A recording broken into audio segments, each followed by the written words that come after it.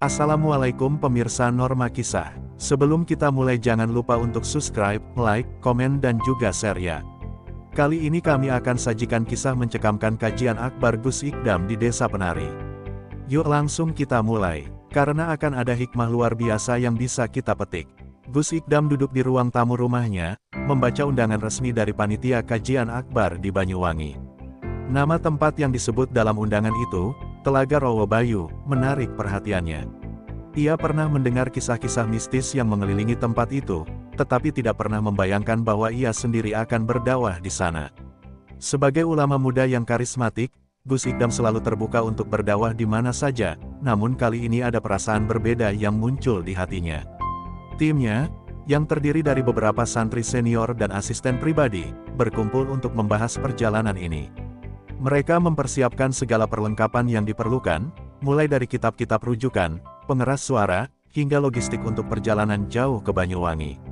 Rowo Bayu itu tempatnya indah, tapi katanya juga penuh misteri, ujar salah satu santri. Gus Ikdam hanya tersenyum, meyakinkan mereka bahwa selama niat baik, insya Allah perjalanan ini akan diberkahi. Tidak hanya soal mistis, Telaga Rowo Bayu juga menyimpan sejarah besar. Tempat ini merupakan saksi bisu Perang Puputan Bayu, perlawanan sengit rakyat Belambangan melawan VOC pada abad ke-18. Masyarakat setempat menganggap tempat ini keramat karena dipercaya menjadi lokasi pertapaan Prabu Tawang Alun, raja terakhir kerajaan Belambangan. Bahkan, ada mitos yang menyebut bahwa roh-roh para leluhur masih menjaga tempat ini. Setelah menyusun jadwal perjalanan, mereka melakukan doa bersama agar perjalanan berjalan lancar dan tidak menemui kendala di jalan. Malam itu, sebelum tidur, Gus Ikdam termenung di kamarnya. Entah kenapa, hatinya gelisah. Ia merasa ada sesuatu yang menunggunya di sana, sesuatu yang belum ia pahami. Sebelum tidur, ia membuka kitab dan membaca beberapa ayat suci, berharap mendapatkan ketenangan. Namun, saat matanya mulai terpejam, ia melihat kilasan bayangan seorang perempuan menari dalam balutan kebaya kuning kemasan. Musik gamelan mengiringi gerakannya yang lemah gemulai, namun suasana di sekelilingnya begitu suram. Gus Ikdam terbangun dengan napas memburu, dadanya berdebar kencang. Ia mengusap wajahnya, mengingatkan diri sendiri untuk tidak terlalu memikirkan hal-hal semacam itu. Mungkin ini hanya perasaan, gumamnya pelan. Namun, di lubuk hatinya yang terdalam, ia tahu bahwa perjalanan ke Rowo Bayu ini akan menjadi perjalanan yang berbeda dari biasanya. Keesokan harinya, sebelum berangkat, ia berpamitan dengan keluarganya dan meminta doa restu. Ibunya sempat menatapnya dalam-dalam, seolah ingin mengatakan sesuatu, namun hanya tersenyum dan mengelus punggung tangannya. "Hati-hati, Le," pesan ibunya lirih. Dalam perjalanan menuju Banyuwangi, Gus Ikdam memilih untuk merenung dan menghafal beberapa ayat yang akan ia sampaikan dalam kajian nanti. Namun, entah mengapa, pikirannya terus saja kembali ke bayangan perempuan penari yang muncul dalam mimpinya tadi malam. Apakah ini hanya permainan pikirannya, ataukah pertanda sesuatu? Jalan menuju Banyuwangi terasa panjang. Mereka melewati jalanan yang berkelok dan hutan yang semakin rimbun seiring mereka mendekati Telaga Rowo Bayu. Pepohonan yang tinggi menjulang seakan menyembunyikan rahasia yang sudah berusia ratusan tahun. Ketika akhirnya mereka tiba di desa dekat telaga, suasana terasa berbeda. Seorang tokoh desa menyambut mereka dengan ramah, tetapi sorot matanya menyimpan sesuatu yang sulit dijelaskan. "Selamat datang di Rowo Bayu, Gus," ujarnya. "Semoga malam ini, jenengan bisa membawa cahaya bagi kami semua." Perjalanan menuju desa Bayu terasa panjang dan melelahkan. Jalanan semakin menyempit, melewati hamparan sawah yang mulai ditinggalkan, lalu perlahan memasuki kawasan hutan yang rimbun. Udara di sekitar semakin sejuk, bahkan terasa sedikit lembab. Gus Ikdam duduk di kursi depan sambil sesekali melihat pemandangan di luar jendela. Ia memperhatikan bagaimana pepohonan tinggi menjulang seakan menjadi gerbang menuju dunia yang berbeda. Santri-santrinya di dalam mobil tampak mulai terdiam, tak lagi bercanda seperti biasanya. Entah mengapa, ada perasaan aneh yang menyelimuti perjalanan ini. Seorang santri bernama Rizal yang duduk di sebelah Gus Ikdam akhirnya angkat bicara. "Gus, saya merasa jalanan ini seperti makin sunyi. Tidak ada rumah atau tanda kehidupan." Gus Ikdam hanya mengangguk pelan, ia sendiri menyadari perubahan suasana di sekitar mereka. Sopir yang membawa mereka, seorang warga setempat bernama Pak Soleh, ikut menimpali, memang begitu, nak. Begitu masuk wilayah Rawabayu, suasananya akan terasa berbeda. Seperti memasuki dunia lain, nada suaranya terdengar datar, tetapi ada sesuatu dalam caranya berbicara yang membuat bulu kuduk meremang. Mereka terus melaju melewati jalanan berbatu. Sesekali, mereka melihat burung-burung hitam beterbangan di antara pepohonan, seakan memperhatikan perjalanan mereka. Udara menjadi semakin dingin, padahal hari masih sore. Salah seorang santri mencoba membuka jendela untuk mendapatkan udara segar, tetapi tiba-tiba tercium bau anyir yang menusuk. Sontak, santri tersebut buru-buru menutup jendela dan menoleh ke arah Gus Ikdam. "Gus, baunya aneh. Seperti bau darah," bisiknya. Gus Ikdam tidak menjawab, hanya mengarahkan pandangannya ke depan. Ia menarik napas panjang dan mulai melafalkan ayat-ayat suci dalam hati. Pak Soleh, yang sejak tadi diam, akhirnya berbicara. "Bau itu biasa muncul menjelang maghrib, apalagi kalau ada orang baru datang ke sini." Ia berbicara dengan tenang, seolah kejadian seperti ini bukan hal yang asing baginya. "Dulu, saat Perang Puputan Bayu, banyak darah tertumpah di sini. Konon, bau itu adalah jejak yang masih tertinggal." Tidak ada yang membalas perkataannya. Semua di dalam mobil hanya bisa saling berpandangan. Beberapa santri menundukkan kepala, berusaha menenangkan diri dengan berzikir. Gus Ikdam tetap diam, tetapi di dalam hatinya, ia tahu bahwa perjalanan ini akan lebih berat dari yang ia bayangkan. Akhirnya, mereka tiba di gerbang Desa Bayu. Beberapa warga telah menunggu di sana, menyambut mereka dengan ramah. Namun, ada sesuatu yang aneh dengan cara mereka menatap. Seperti ada kekhawatiran yang mereka sembunyikan. Salah seorang tetua desa, seorang lelaki tua dengan wajah penuh kerutan, mendekati Gus Ikdam dan berkata, "Selamat datang, Gus. Kami sudah menunggu kedatangan panjenengan. Semoga kajian nanti bisa membawa ketenangan."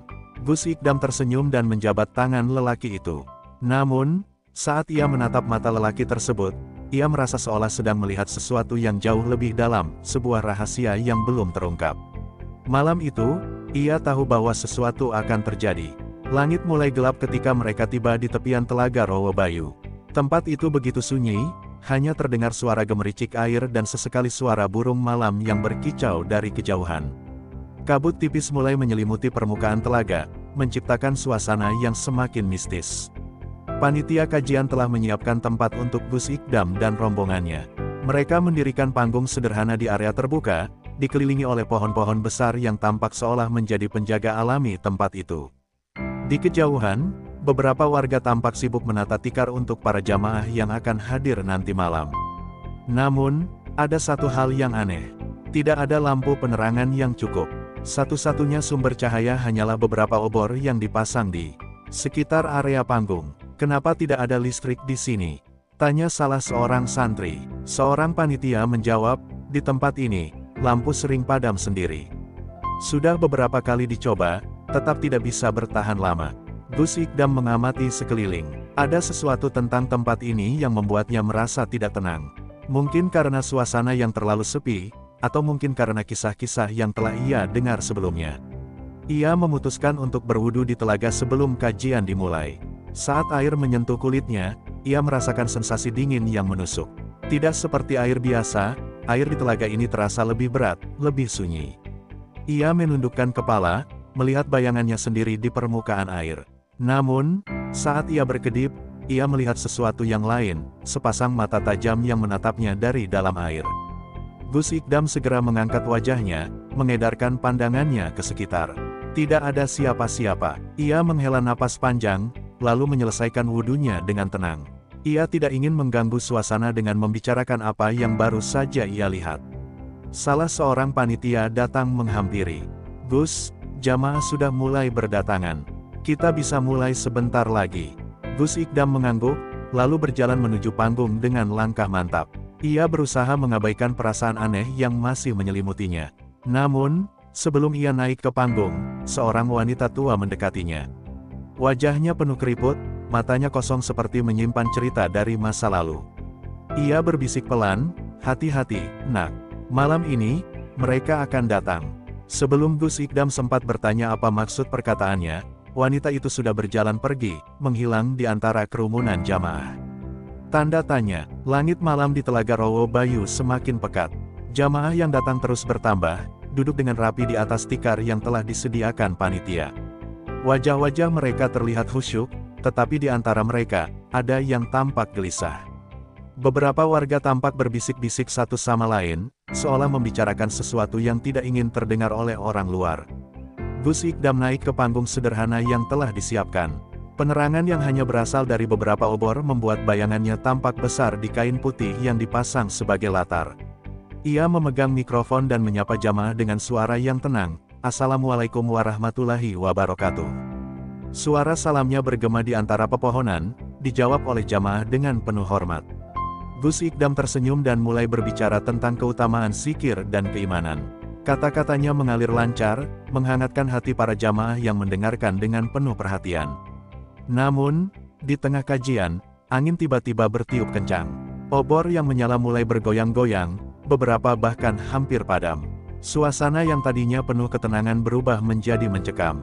Gus Ikdam tetap tenang, tetapi matanya menangkap sesuatu di antara kerumunan jamaah, bayangan samar yang bergerak perlahan. Pada awalnya, ia berpikir itu hanyalah efek cahaya obor yang berkelap-kelip. Namun, saat ia melihat lebih jelas, tubuhnya menegang. Ada seorang perempuan berbaju kebaya kuning yang berdiri di tengah jamaah. Wajahnya tidak terlihat jelas karena tertutup bayangan, tetapi gerakannya lembut, seperti sedang menari. Tiba-tiba, suara gamelan mulai terdengar dari kejauhan. Awalnya pelan, lalu semakin keras, seakan berasal dari dalam telaga. Beberapa jamaah mulai berbisik-bisik, sebagian lain mulai terlihat ketakutan. "Dari mana suara itu, Gus?" salah seorang santri bertanya dengan suara bergetar. Gus Ikdam menatap telaga, kabut tebal mulai naik dari permukaannya, menutupi sebagian air. Suara gamelan semakin jelas, seolah ada pagelaran tari yang sedang berlangsung di tempat yang tak kasat mata. Di antara jamaah, beberapa orang tampak seperti terhipnotis, tubuh mereka bergoyang. Mengikuti irama gamelan tanpa sadar, Gus Ikdam menarik napas dalam-dalam. Ia tahu bahwa ini bukan fenomena biasa. Dengan tenang, ia mulai membaca ayat kursi dengan suara lantang. "Allahu la ilaha illahu wa al-hayyul qayyum." Suaranya menggema, menembus malam yang semakin mencekam. Namun, yang terjadi selanjutnya membuat semua orang terkejut. Perempuan berkebaya kuning itu tiba-tiba menoleh ke arah Gus Ikdam. Wajahnya yang awalnya tersembunyi kini terlihat dengan jelas. Mata hitam pekat tanpa bola mata menatap lurus ke arahnya. Senyum aneh terbentuk di bibirnya, lalu dalam sekejap, ia menghilang begitu saja. Suasana di Telaga Rowo Bayu berubah drastis setelah kejadian itu. Beberapa jamaah mulai panik, sebagian bahkan ada yang berdiri dan ingin pergi. Namun, Gus Ikdam tetap berdiri tegap di atas panggung. Dengan suara tenang, ia menenangkan mereka. "Jangan takut, tetaplah dalam barisan zikir. Kita di sini untuk ibadah, bukan untuk takut pada hal yang tidak kita mengerti." Para santri mulai mengumandangkan sholawat bersama-sama. Suara mereka mengalun memenuhi udara malam, berusaha melawan aura aneh yang menyelimuti tempat itu. Beberapa orang yang tadi terlihat seperti terhipnotis mulai sadar, wajah mereka terlihat pucat dan kebingungan. Namun, suara gamelan belum sepenuhnya menghilang. Masih terdengar samar-samar, seperti berasal dari dalam air telaga. Kabut yang menyelimuti permukaan air perlahan bergerak, membentuk siluet yang tak jelas. Beberapa warga desa mulai berbisik, menyebut nama yang tidak ingin diucapkan dengan lantang. Seorang lelaki tua yang duduk di barisan depan akhirnya berdiri dan berjalan mendekati Gus Ikdam. "Gus, saya sudah lama tinggal di sini, dan saya tahu ini bukan kejadian biasa. Yang tadi kita lihat, bukan manusia."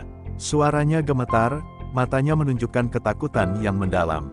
Gus Ikdam mengangguk pelan. Ia sudah menduganya. Legenda tentang penari di desa Bayu memang bukan sekadar cerita.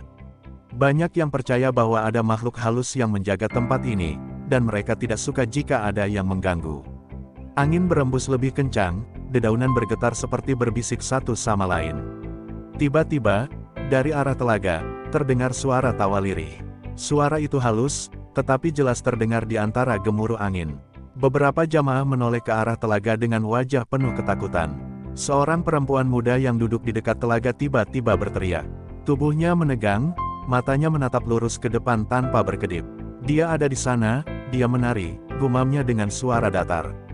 Tangan-tangannya terangkat sendiri, seolah mengikuti gerakan tarian yang tidak terlihat. Gus Ikdam segera turun dari panggung dan mendekati perempuan itu. Ia meletakkan tangannya di atas kepala perempuan itu dan mulai membaca ayat suci. Tubuh perempuan itu bergetar, lalu tiba-tiba menjerit keras. "Jangan ganggu kami, ini tempat kami." Suara yang keluar dari mulutnya bukan suara perempuan itu, melainkan suara yang lebih dalam, lebih tua. Dengan mantap, Gus Ikdam melanjutkan doanya. Santri-santrinya ikut menguatkan zikir mereka. Perlahan, tubuh perempuan itu melemas, dan ia pingsan di pelukan salah satu santri wanita yang mendampinginya. Namun, sebelum semua orang bisa bernapas lega, sesuatu yang lebih mengejutkan terjadi. Dari dalam telaga, terdengar suara percikan air yang keras. Semua mata tertuju ke sana. Sesuatu sedang muncul dari dalam air. Suasana semakin mencekam saat air telaga bergolak dengan keras. Semua jamaah menatap dengan tegang, beberapa bahkan mundur ketakutan. Dari dalam air yang hitam pekat, perlahan muncul sesuatu, sosok berwujud perempuan berbaju kebaya hijau dengan rambut panjang yang menutupi sebagian wajahnya. Air menetes dari helaian rambutnya, dan matanya yang kosong menatap lurus ke arah mereka. Gus Ikdam menatap makhluk itu dengan tajam. Ia tidak bergeming sedikit pun, meskipun hawa dingin mendadak menyelimuti seluruh tempat. Jamaah yang berada paling dekat dengan telaga mulai menangis ketakutan, beberapa bahkan merapatkan diri ke satu sama lain, berharap keberadaan mereka tidak disadari oleh sosok itu. "Astagfirullah, apa ini?" gumam seorang santri dengan suara gemetar. Ia menggenggam tasbihnya erat, berharap zikirnya bisa melindunginya dari gangguan ini. Namun, sosok perempuan itu tidak bergerak, hanya berdiri di atas air dengan tubuh yang perlahan naik ke permukaan. Tiba-tiba, suara gamelan kembali terdengar, kali ini lebih dekat, lebih nyata, seolah-olah pemainnya berada di tengah-tengah mereka. Udara semakin berat, dan aroma bunga melati mendadak tercium dengan kuat. Gus Ikdam menyadari bahwa ini bukan sekadar gangguan biasa, makhluk ini ingin menunjukkan keberadaannya dengan jelas. Dengan tenang, Gus Ikdam melangkah maju, mendekati tepi telaga. Ia menatap sosok itu tanpa rasa takut, lalu mulai melantunkan ayat-ayat suci dengan suara lantang. Auzubillahi minasyaitonir rajim. Bismillahirrahmanirrahim. Sosok perempuan itu mengangkat kepalanya perlahan, seakan terganggu oleh bacaan ayat suci. Rambutnya yang panjang menyingkap wajahnya yang pucat dengan mata hitam legam yang dalam. Bibirnya bergerak-gerak, tetapi tidak ada suara yang keluar. Namun, aura yang ia pancarkan semakin kuat, seakan ingin menekan semua orang yang ada di sana. Beberapa jamaah mulai merasa sesak, dada mereka terasa berat seolah sedang ditekan oleh sesuatu yang tak terlihat. Gus Ikdam mempercepat bacaan ayat sucinya, dan semakin lama suara gamelan itu semakin lemah, seakan mulai kehilangan kekuatannya. Namun, sebelum semuanya benar-benar menghilang, sosok itu tiba-tiba tersenyum tipis. Senyum yang aneh, dingin, dan menakutkan. "Kalian mengganggu tempat ini, pergi sebelum semuanya terlambat." Suaranya berbisik, tetapi terdengar oleh semua orang. Tiba-tiba, angin bertiup sangat kencang, membuat obor-obor yang menyala padam seketika. Kegelapan menyelimuti tempat itu, dan dalam sekejap, sosok perempuan itu menghilang kembali ke dalam telaga. Suara gemuruh air terdengar, lalu semuanya kembali sunyi. Setelah kejadian itu, suasana di Telaga Rawabayu tidak lagi sama. Para jamaah masih duduk di tempat mereka, tetapi rasa takut masih menggantung di udara. Gus Ikdam menenangkan mereka dengan mengajak semua untuk berzikir bersama. Suara zikir perlahan-lahan mengusir rasa takut yang masih menyelimuti hati mereka. Beberapa orang tua desa mendekati Gus Ikdam dengan wajah yang penuh kecemasan. Salah satu dari mereka, seorang kakek tua bernama Mbah Surip, akhirnya berbicara, "Gus, ini bukan pertama kalinya kejadian seperti ini terjadi. Banyak yang datang ke sini dan mengalami gangguan. Tapi malam ini, makhluk itu menampakkan dirinya lebih jelas dari sebelumnya." Gus Ikdam mengangguk. Ia sudah mendengar cerita tentang desa penari dan semua mitos yang mengelilingi tempat ini, tetapi malam ini, ia melihatnya dengan mata kepala sendiri. "Siapa sebenarnya perempuan itu?" tanyanya. Mbah Surip menarik napas panjang sebelum menjawab. "Orang-orang di sini percaya bahwa dia adalah arwah seorang penari dari zaman dahulu. Ia berasal dari kerajaan Belambangan dan memiliki hubungan dengan roh-roh penghuni tempat ini. Dahulu, ia adalah penari istana yang sangat dihormati, tetapi suatu hari ia menghilang secara misterius. Sejak itu, telaga ini dipercaya menjadi tempat tinggalnya. Beberapa warga desa mengangguk, mengonfirmasi cerita itu. Salah seorang perempuan tua menambahkan, dulu, ada orang luar yang datang ke sini untuk mencoba mengungkap misteri Rowo Bayu. Mereka semua mengalami kejadian aneh. Ada yang kerasukan, ada yang jatuh sakit. Bahkan ada yang hilang tanpa jejak. Gus Ikdam mendengar dengan saksama. Ia menyadari bahwa kehadirannya di sini mungkin dianggap sebagai gangguan oleh makhluk-makhluk yang mendiami tempat ini. Tapi kita di sini bukan untuk mengganggu, kita hanya ingin beribadah, ujarnya dengan lembut. Mbah Surip mengangguk. Itu yang kami khawatirkan, Gus. Biasanya, kalau seseorang melihat makhluk itu secara langsung, ada sesuatu yang akan terjadi dalam waktu dekat. Kata-kata itu membuat beberapa jamaah semakin cemas. Namun, Gus Ikdam tetap tenang. Allah lebih besar dari segala sesuatu. Kita tidak boleh takut, yang penting kita tetap dalam keimanan dan selalu mengingatnya. Malam itu, kajian akbar tidak bisa dilanjutkan seperti yang direncanakan. Para jamaah mulai berkemas, beberapa dari mereka memilih untuk pulang lebih awal. Namun, sebelum semua benar-benar bubar, terdengar suara langkah kaki di sekitar mereka, meskipun tidak ada seorang pun yang berjalan. Gus Ikdam menoleh ke arah telaga. Dalam kegelapan, ia merasa ada yang masih mengawasi mereka. Malam semakin larut, tetapi suasana di Telaga Rowo Bayu masih dipenuhi ketegangan. Sebagian jamaah sudah mulai meninggalkan tempat itu dengan langkah tergesa, sementara yang lain tetap bertahan meskipun hati mereka diliputi kecemasan. Gus Ikdam masih berdiri di dekat telaga, tatapannya tidak lepas dari permukaan air yang kini tampak lebih tenang, seolah tidak pernah terjadi apapun sebelumnya. Namun, ketenangan itu hanya sementara. Di antara gelapnya malam, beberapa orang yang masih bertahan mulai merasakan hawa dingin yang merayap ke tubuh mereka. Seorang santri tiba-tiba merasakan sesuatu menyentuh pundaknya, tetapi saat ia menoleh, tidak ada siapapun di belakangnya. Tubuhnya merinding, dan ia segera merapat ke teman-temannya. Gus, sebaiknya kita segera pergi dari sini, bisik salah seorang jamaah dengan suara gemetar. Saya merasa ada sesuatu yang masih mengawasi kita. Gus Ikdam tetap berdiri dengan tenang. Ia menarik napas dalam, lalu kembali membaca ayat-ayat suci dengan suara lantang. Suasana terasa lebih berat, seolah ada sesuatu yang mencoba menahan mereka di tempat itu. Beberapa orang mulai mendengar suara langkah kaki berlarian di sekitar mereka, tetapi saat mereka menoleh, tidak ada siapapun di sana. Tiba-tiba, seorang santri menjerit dan jatuh terduduk. Wajahnya pucat pasi, tangannya gemetar hebat. Saya melihatnya lagi. Dia berdiri di tepi telaga, dan dia menatap kita. Semua mata langsung tertuju ke arah yang ditunjuk oleh santri itu. Di tepi telaga, samar-samar terlihat sosok perempuan berbaju kebaya hijau yang sebelumnya muncul dari dalam air. Kali ini, ia tidak berdiri di atas air, tetapi di daratan, lebih dekat dari sebelumnya. Rambut panjangnya masih menjuntai menutupi sebagian wajahnya, tetapi mata hitamnya terlihat jelas, penuh misteri dan kegelapan. Angin bertiup semakin kencang, membuat dedaunan di sekitar mereka berdesir dengan suara yang menyeramkan. Suara gamelan kembali terdengar, pelan tetapi semakin lama semakin keras. Beberapa jamaah mulai melafalkan doa dengan panik, berharap bisa mengusir rasa takut yang mencengkeram hati mereka. Gus Ikdam tidak gentar, ia melangkah maju, mendekati sosok itu, lalu mengangkat tangannya. Dengan nama Allah yang Maha Pengasih lagi Maha Penyayang, aku memohon perlindungan dari segala gangguan makhluk yang tidak terlihat. Jika kau penghuni tempat ini, pergilah dengan damai dan jangan ganggu kami yang datang hanya untuk beribadah. Sosok perempuan itu tidak langsung bereaksi. Ia hanya menatap Gus Ikdam dengan ekspresi yang sulit diartikan. Namun, tiba-tiba, ia mengangkat tangannya perlahan, seolah ingin menyampaikan sesuatu. Sebelum siapapun bisa bereaksi, sosok itu menghilang dalam sekejap, meninggalkan keheningan yang menggantung di udara. Setelah sosok itu menghilang, suasana di telaga masih terasa berat. Para jamaah yang tersisa mulai berkemas, tetapi perasaan tidak nyaman tetap menghantui mereka. Mbah Surip mendekati Gus Ikdam dengan wajah cemas. "Gus, saya takut ini belum selesai," katanya lirih. Gus Ikdam mengangguk pelan. Ia juga merasakan hal yang sama.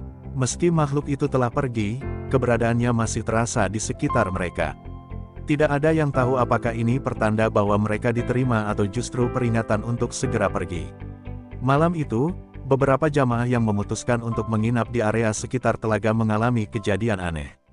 Salah seorang santri yang tidur di dalam tenda tiba-tiba terbangun karena mendengar suara tangisan pelan. Awalnya, ia mengira itu hanya suara angin, tetapi semakin lama, suara itu terdengar semakin jelas. Dengan hati-hati, ia mengintip keluar tenda.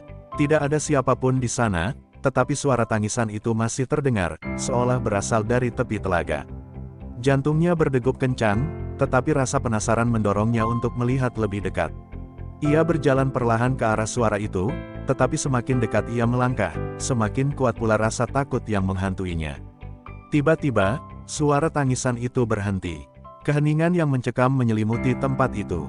Santri itu menahan napas, merasa ada sesuatu yang tidak beres. Saat ia hendak berbalik kembali ke tendanya, sesuatu bergerak di air telaga. Ia menatap dengan mata terbelalak. Di sana, di atas permukaan air, terlihat sosok perempuan berbaju kebaya hijau, duduk dengan kepala tertunduk. Rambut panjangnya terurai ke dalam air, dan bahunya berguncang seolah ia masih menangis. Ketakutan menyelimuti santri itu. Ia tidak berani bergerak, tetapi sebelum ia bisa melakukan apapun, sosok itu tiba-tiba menoleh ke arahnya. Wajahnya pucat dengan mata hitam pekat yang kosong. Mulutnya bergerak, tetapi tidak ada suara yang keluar. Santri itu menjerit sekuat tenaga dan langsung berlari kembali ke tendanya. Tangisannya membangunkan jamaah lain, membuat mereka segera berkumpul untuk mencari tahu apa yang terjadi. Saat mereka berlari ke arah telaga, tidak ada siapapun di sana. Namun, air telaga masih beriak, seolah sesuatu baru saja masuk kembali ke dalamnya. Pagi datang dengan suasana yang masih terasa aneh. Beberapa jamaah yang menginap di sekitar telaga mengalami mimpi buruk, sementara yang lain merasakan tubuh mereka terasa lelah meskipun mereka tidur semalaman. Gus Ikdam duduk di bawah pohon besar, merenungkan semua kejadian yang telah mereka alami sejak semalam. Mbah Surip duduk di sampingnya, menghela napas panjang. Gus, saya merasa tempat ini memiliki sejarah yang lebih dalam dari yang kita tahu. Saya takut kita telah melanggar sesuatu yang tidak kita pahami. Gus Ikdam tidak langsung menjawab. Ia tahu bahwa kejadian seperti ini bukan hanya soal mitos atau legenda, tetapi tentang keberadaan makhluk-makhluk yang memang ada di dunia lain. Mereka tidak selalu jahat, tetapi juga tidak selalu ramah terhadap manusia. Tiba-tiba, seorang santri berlari menghampiri mereka dengan wajah panik. Gus, ada sesuatu di tepi telaga, katanya dengan suara gemetar. Gus Ikdam dan beberapa orang lainnya segera menuju ke sana. Di tepi air, mereka menemukan sesuatu yang mengejutkan, serangkaian jejak kaki kecil yang mengarah ke dalam telaga, tetapi tidak ada jejak yang keluar. Selain itu, di atas permukaan air, terlihat kelopak-kelopak bunga melati yang mengapung perlahan, seolah baru saja ditaburkan oleh seseorang. Gus Ikdam menatap pemandangan itu dengan penuh perasaan. Ia tahu, ini bukan kebetulan. Ada sesuatu yang ingin disampaikan, gumamnya. Namun, sebelum ia bisa melanjutkan kata-katanya, suara gamelan kembali terdengar, pelan, tetapi cukup jelas. Seakan ingin mengingatkan mereka bahwa misteri di Telaga Rowo Bayu belum benar-benar selesai. Setelah kejadian pagi itu, Gus Ikdam memutuskan untuk mengumpulkan para jamaah yang masih bertahan di Telaga Rowo Bayu. Mereka duduk melingkar di tepi telaga, sebagian masih diliputi ketakutan. Beberapa santri yang lebih muda tampak gelisah, sesekali melirik ke arah air yang masih terlihat tenang namun penuh misteri. Gus Ikdam mengangkat tangannya, mengajak semua orang untuk berdoa bersama. Kita tidak datang ke sini untuk mencari gangguan, kita hanya ingin berzikir dan mendekatkan diri kepada Allah, ujar Gus Ikdam dengan suara tenang. Apapun yang terjadi, kita harus yakin bahwa Allah lebih besar dari segala makhluk di dunia ini, termasuk mereka yang menghuni tempat ini. Mereka mulai melantunkan doa-doa dengan suara khusyuk. Suasana yang tadinya mencekam perlahan berubah menjadi lebih tenang, seolah hawa dingin yang menyelimuti mereka sejak tadi mulai menghilang. Namun, di tengah-tengah doa, terdengar suara gemerisik dari arah hutan. Beberapa jamaah melirik ke sana dengan cemas, tetapi Gus Ikdam tetap melanjutkan zikirnya dengan suara mantap. Tiba-tiba, angin bertiup kencang, membuat daun-daun kering beterbangan dan air telaga beriak kecil. Suara gamelan yang semalam terdengar kini berganti menjadi suara lirih seorang wanita yang bersenandung. Suara itu pelan, tetapi cukup jelas untuk membuat bulu kuduk berdiri. Salah seorang jamaah, seorang pria tua bernama Pak Rohmat, menundukkan kepalanya sambil menggenggam tasbih erat-erat. Saya merasa suara ini tidak bermaksud jahat, bisiknya pelan. Seperti suara seseorang yang merintih, atau meminta sesuatu. Gus Ikdam membuka matanya perlahan dan menatap ke arah telaga. Ia merasa ada sesuatu yang belum selesai, sesuatu yang ingin disampaikan oleh makhluk yang menghuni tempat ini. Namun, sebelum ia bisa berbicara, suara itu menghilang begitu saja, meninggalkan keheningan yang menggantung di udara. Mbah Surip menghela napas panjang. "Gus, mungkin kita harus mencoba mencari tahu sejarah tempat ini lebih dalam," katanya. "Mungkin ada sesuatu yang bisa menjelaskan mengapa kejadian-kejadian ini terus terjadi." Gus Ikdam mengangguk setuju. Ia tahu bahwa legenda tentang Rowo Bayu sudah lama ada, tetapi mungkin ada bagian dari cerita itu yang belum terungkap. Dengan tekad yang semakin kuat, ia memutuskan untuk mencari jawaban sebelum mereka meninggalkan tempat itu. Malam itu, mereka beristirahat lebih awal, tetapi tetap berjaga-jaga. Tidak ada yang tahu apa yang akan terjadi selanjutnya, tetapi mereka semua sepakat untuk tetap bersama dan tidak terpisah satu sama lain.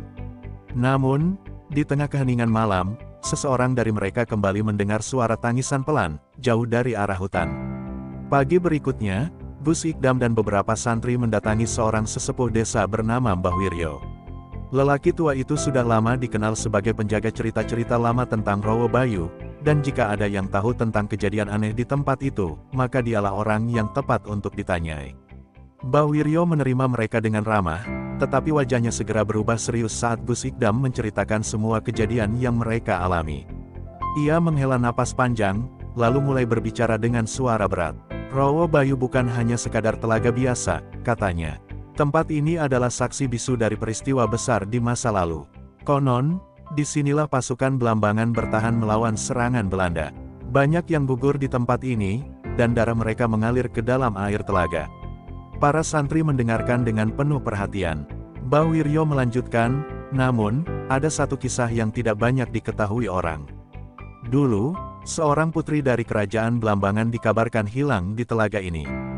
Beberapa orang percaya bahwa rohnya masih berada di sini, menjaga tempat ini dari orang-orang yang berniat jahat." Gus Ikdam mengernyitkan dahi. "Apakah mungkin makhluk yang kami lihat adalah roh dari putri itu?" Mbah Wiryo mengangguk pelan.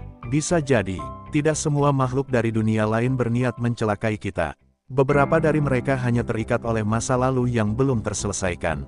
Percakapan mereka berlangsung lama. Mbah Wiryo juga menjelaskan bahwa banyak orang yang mencoba menguasai Rowo Bayu dengan tujuan buruk, termasuk mencari pesugihan atau kekuatan mistis. Mungkin itulah sebabnya mengapa tempat ini selalu terasa mencekam bagi sebagian orang. Gus Ikdam semakin yakin bahwa mereka harus menyelesaikan zikir dan doa di telaga itu. Jika benar ada makhluk yang masih terjebak di sana, maka satu-satunya cara untuk membebaskannya adalah dengan kekuatan doa dan keikhlasan. Mereka berpamitan kepada Mbah Wiryo, lalu kembali ke telaga dengan semangat baru. Malam itu, mereka akan kembali mengadakan zikir bersama, tetapi kali ini, dengan niat yang lebih kuat, untuk mengembalikan ketenangan di Rowo Bayu. Saat malam tiba, para jamaah berkumpul di tepi telaga. Mereka mulai melantunkan doa-doa dengan suara yang lebih mantap dari sebelumnya. Gus Ikdam memimpin zikir dengan penuh keyakinan, suaranya menggema di antara pepohonan yang mengelilingi telaga. Awalnya, semuanya berjalan lancar. Namun, beberapa saat kemudian, suara gamelan kembali terdengar, kali ini lebih jelas dan lebih kuat. Seolah-olah ada sebuah pertunjukan yang sedang berlangsung di tempat itu, meskipun tidak ada siapapun yang terlihat bermain alat musik. Beberapa jamaah mulai merasa gelisah. Beberapa dari mereka bahkan merasa seolah ada seseorang yang sedang menari di sekitar mereka, meskipun tidak ada sosok yang terlihat secara kasat mata. Gus Ikdam tetap tenang. Ia menutup matanya sejenak, lalu melanjutkan doa dengan lebih lantang. Angin bertiup semakin kencang, dan tiba-tiba, dari dalam air telaga, muncul kilauan cahaya samar yang bergerak perlahan ke atas. Cahaya itu membentuk siluet seorang perempuan berbaju kebaya hijau, wajahnya kali ini lebih jelas dibanding sebelumnya. Ia tidak lagi terlihat menyeramkan, tetapi justru terlihat tenang, seolah sedang menunggu sesuatu. Para jamaah menahan napas. Beberapa dari mereka mulai menangis, entah karena takut atau karena merasakan sesuatu yang tidak bisa dijelaskan dengan kata-kata. Gus Ikdam membuka tangannya ke arah sosok itu. "Jika kau ingin tenang, maka pergilah dengan damai. Kami tidak datang untuk menyakitimu." Sosok itu tidak berbicara, tetapi perlahan-lahan, ia menghilang bersama kilauan cahaya di sekitarnya. Suara gamelan yang tadi menggetarkan tempat itu pun perlahan memudar, hingga akhirnya menghilang sepenuhnya. Telaga Rowo Bayu kembali sunyi. Tidak ada lagi suara gamelan, tidak ada lagi sosok misterius. Hanya keheningan yang menyelimuti tempat itu. Malam itu, para jamaah tidur dengan perasaan lega. Untuk pertama kalinya sejak mereka tiba, mereka merasakan ketenangan yang sesungguhnya. Setelah kejadian malam itu, suasana di Telaga Rowo Bayu terasa berbeda. Tidak ada lagi suara gamelan atau sosok misterius yang muncul di permukaan air. Para jamaah yang sebelumnya dicekam ketakutan kini merasa lebih tenang. Gus Ikdam duduk bersila di tepi telaga, merenungkan semua yang telah terjadi. Baginya, kejadian ini bukan sekadar gangguan gaib, tetapi juga pelajaran tentang keseimbangan antara dunia manusia dan dunia makhluk halus. Mbah Surip mendekati Gus Ikdam dan duduk di sampingnya. "Gus, saya merasa ada sesuatu yang berubah di tempat ini. Energinya lebih ringan, lebih damai," katanya lirih. Gus Ikdam tersenyum. "Mungkin karena kita sudah berusaha menghadapinya dengan ketenangan dan doa," jawabnya.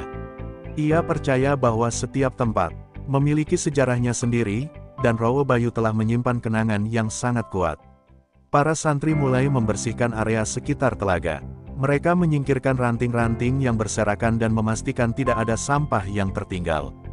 Gus Ikdam ingin meninggalkan tempat ini dengan cara yang baik, sebagai bentuk penghormatan. "Kita harus menjaga alam ini seperti kita menjaga hati kita sendiri," ucapnya kepada para santri. Tiba-tiba, salah seorang santri, Fadil, berteriak, "Gus, lihat itu!" Semua mata tertuju ke arah telaga.